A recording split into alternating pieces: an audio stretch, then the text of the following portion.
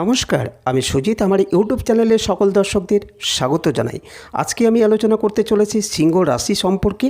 August মাস 2025 কেমন কাটতে চলেছে, কি ঘটতে পারে, কেমন থাকতে পারেন, কোনো সমস্যা রয়েছে কিনা, এই রকম নানান বিষয় সম্পর্কে বিস্তারিত আলোচনা করব। সেই সাথে থাকবে নাক্ষত্রিক আলোচনা এবং সাবধানের দিনগুলি। এছাড়া থাকবে প্রতিকার ও প্রতিবিধান। তাই পুরো ভিডিওটি মন দিয়ে শেষ পর্যন্ত শুনবেন। তবে আপনাদের কাছে আমার বিশেষ অনুরোধ, যারা আমার চ্যানেলে প্রথমবার যুক্ত হয়েছেন সকলে চ্যানেলটিকে সাবস্ক্রাইব করবেন এবং পাশে থাকা বেল আইকনটিকে প্রেস করে রাখবেন এবং ভিডিওটি শোনার আগে সবার প্রথমে লাইক অবশ্যই করবেন। তাছাড়া যাদের পরিবারে প্রচুর সমস্যা, আর্থিক কষ্ট, চাকরি বা কর্ম নিয়ে চিন্তা, মামলা মকদ্দমা, স্বামী স্ত্রী ঝগড়া রয়েছে, তাদের সকলকে অবিলম্বে যোগাযোগ করতে অনুরোধ করব। সমস্যা কখনো চেপে রাখতে যাবেন না, এতে কমে না বরঞ্চ বাড়ে। তাই বুকিং করুন এবং নাম নথিভুক্ত করুন। আমার অনলাইন ভিজিট সম্পর্কে জানতে হলে আমার হোয়াটসঅ্যাপে হাই লিখে পাঠান। সঙ্গে সঙ্গে ভিজিট কত সেটা জানতে পারবেন। ভিজিট পেমেন্ট করার পরেই আপনার নাম, জন্ম তারিখ, জন্ম সময়, জন্মস্থান অবশ্যই পাঠাবেন এবং পাঠানোর 24 ঘন্টার মধ্যে ভাগ্য বিচার জানিয়ে দেওয়া হবে। তাহলে কথা না বাড়িয়ে আজকের অনুষ্ঠান শুরু করা যাক। আজকের আলোচ্য বিষয় রাশিফল অগস্ট 2025। সিংহ রাশি বা সিংহ লগ্ন সিংহ কালপুরুষের পঞ্চম রাশি। এই রাশি অত্যন্ত দীপ্ত, তেজি, গাম্ভীর্য প্রকৃতির হয়ে থাকে। সবচেয়ে বড় বিষয় হলো এথিক্স এবং অনেস্টি। এই এথিক্স এবং অনেস্টি লেভেল সিংহের ক্ষেত্রে টোটালি আলাদা হয়ে থাকে। সিংহ কর্মমুখর হয়ে থাকেন, সিংহ জনদরদি, সিংহ নেতা হয়ে থাকেন। এর ফলে সিংহ কিন্তু অন্যদের থেকে ডিফারেন্ট প্রকৃতির হয়ে থাকেন। এই সিংহের ওপরে এখন কনফিউশন তৈরি করে রয়েছে কেতু। এই সিংহের কেতু থাকার কারণে কিছুটা হলেও কনফিউজড হয়ে রয়েছে। ভাবনা চিন্তার গভীরতার মধ্যে কিছুটা সংশয়ের মধ্যে পড়ে থাকা, সেটা কিন্তু রয়েছে সিংহের মধ্যে। অসুস্থতা, অস্থিরতা থাকার প্রবণতা সেটাও রয়েছে। তার সঙ্গে সঙ্গে সিংহের ঠাইয়া অন্যদিকে সপ্তমে রাহু থাকার ফলে স্টেবিলিটির অভাব, এটা সিংহের ক্ষেত্রে রয়েছে। কিন্তু এই সমস্ত কিছুর মধ্যে বিরাট পজিটিভিটিও রয়েছে। একাদশ ভাবস্থ বৃহস্পতি মাসের বেশিরভাগ সময় একাদশেই থাকবে। এর ফলে বাধা বিপত্তি যাই আসুক, সিংহ সেটাকে অতিক্রম করতে পারবেন। শুধু দরকার একটু পজিটিভিটির দশা। সিংহের জীবন হয়তো বদলাবে না, সিংহের জীবনে হিউজ সমস্যা, এগুলোকে অতিক্রম করবার মাধ্যমে সিংহ তার জীবন সম্পর্কে এটা সঠিক জ্ঞান অর্জন করতে পারবেন। সিংহ তার জীবনের সমস্ত রকম সমস্যাগুলিকে কন্ট্রোল করতে পারবেন।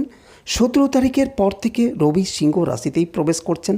এর কারণে সিংহ সঠিক ডিসিশন নিতে পারবেন এবং কনফিউশনের অবসান ঘটবে। নাম, যশ, প্রভাব, প্রতিপত্তি, ক্ষমতা, অথরিটি ইত্যাদি বৃদ্ধির সম্ভাবনা রয়েছে।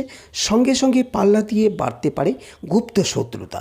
এই গুপ্ত শত্রুরা আপনাকে ধীরে ধীরে ডিস্টার্ব করতে চাইবে এবং সিংহের অদ্ভুত বৈশিষ্ট্য রয়েছে, শত্রুকে শত্রু হিসাবে মানতে চান না, বুঝতে চান না, বুঝতেও পারেন না যে এই লোকটা ক্ষতি করবার চেষ্টা করছে, এই লোকটার কারণে সমস্যা হচ্ছে, এটা সিংহ কিছুতেই অ্যাকসেপ্ট করতে চান না। এই বিষয়, এই সমস্যা, এই অস্থিরতা, এখান থেকে সিংহকে বেরিয়ে আসতে হবে। সিংহ নিজের ওপরে নিয়ন্ত্রণ রাখতে হবে, চিনতে হবে নিজের শত্রুকে। নেগেটিভ এলিমেন্টস, টক্সিক এলিমেন্টস জীবন থেকে দূরে সরাতে হবে। নিজেকে ভালো রাখার চেষ্টা, বেশি কম্প্রোমাইজ করার দরকার নেই।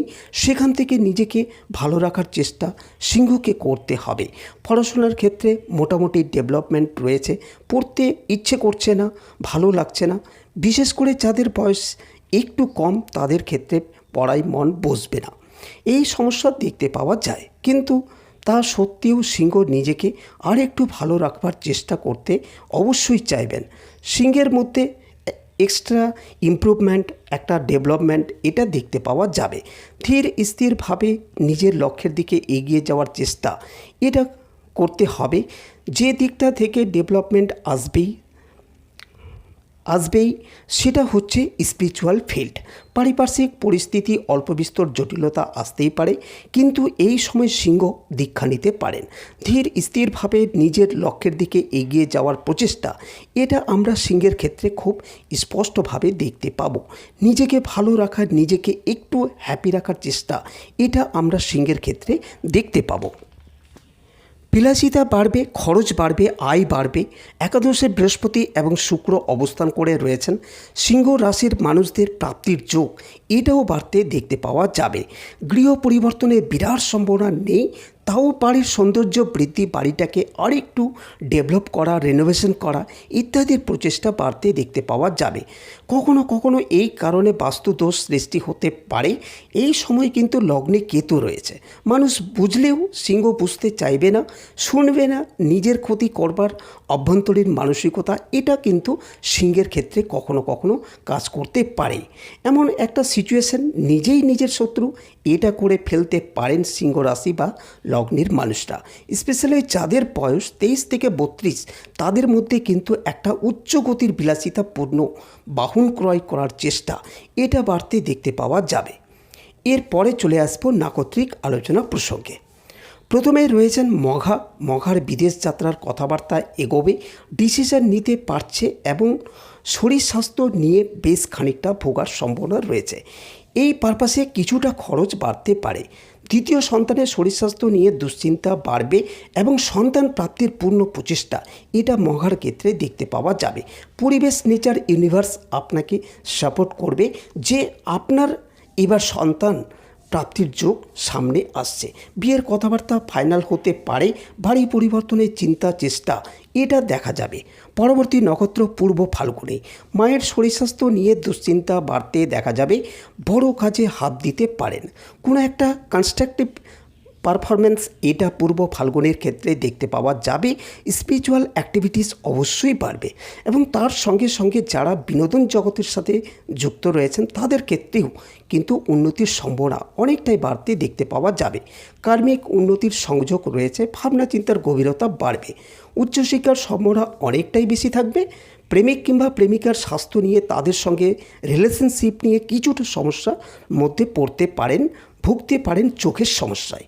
পরবর্তী নক্ষত্র উত্তর ফাল্গুনী। অল্প বিস্তর টাকা পয়সা লটারিতে পেতে পারেন। কোনো আটকে থাকা টাকা উদ্ধার হতে পারে। অতিরিক্ত বিশ্রাম, প্রিয়তা বা অলসতার কারণে হওয়া কাজ না হওয়ার সম্ভাবনা রয়েছে। ভাগ্য এই মুহূর্তে আপনাকে সাপোর্ট করছে না। ব্যয়ের উপরে নিয়ন্ত্রণ রাখতে হবে। খাদ্যের উপরে নিয়ন্ত্রণ অবশ্যই রাখতে হবে। কিছু টাকা পয়সা অকারণে খরচের সম্ভাবনা রয়েছে। যাদের উপরে ভরসা করছেন, তাদের সেই কাজকর্মগুলি প্রপার করবার চেষ্টা অবশ্যই করতে হবে। ছোটোখাটো আইনি জটিলতা অবশ্যই আসতে পারে। প্রিয় ব্যক্তির স্বাস্থ্য নিয়ে দুশ্চিন্তা বাড়তে পারে। বাড়িতে থাকা পোষ্য প্রাণীর স্বাস্থ্য নিয়েও দুশ্চিন্তা বাড়তে পারে। কয়েকটি বিশেষ সময়ের কথা বলবো, সেটা অবশ্যই মেনে চলতে হবে। তার মধ্যে প্রথমটি হলো 21 তারিখের আগে যতটা সম্ভব ভালো কাজগুলি এগিয়ে রাখতে হবে। 21 তারিখের পরে বড় কোনো পরিকল্পিত খরচ রাখা যাবে না। মানসিক দিক থেকে কিছু চাপ আসতেই পারে, সেটা কন্ট্রোল করবার জন্য নিজেকে যতটা সম্ভব ব্যালেন্স রাখার চেষ্টা করতে হবে। এই মাসে বিয়ের কথাবার্তা বলা যেতে পারে, তবে সেটা অবশ্যই 17 তারিখের আগে। 17 তারিখের পরে কিন্তু বিচ্ছিন্নতাপূর্ণ মানসিকতা আসবে। এরপরে চলে আসবো প্রতিকার সংক্রান্ত আলোচনায়। খেয়াল রাখতে হবে, প্রতিকারের আগে বিচার করা আবশ্যক। নিজেকে জানতে হবে এই সময় রাশিচক্র আনস্টেবল, তাই যে কোনো ভুল সেটা মারাত্মক আকার ধারণ করতে পারে। সাবধানতা অবলম্বন করতে হবে। প্রতিকারের আগে একটা প্রপার বিচার, এটা আপনার দরকার। সমস্যা আসতেই পারে, তাই সমাধান সূত্র খুঁজে বার করার দায়িত্ব আপনার। তাই সমস্যা যখন বাড়ছে, তখন অবশ্যই জ্যোতিষ বিচার করান। যোগাযোগ করতে পারেন আমার নাম্বারে।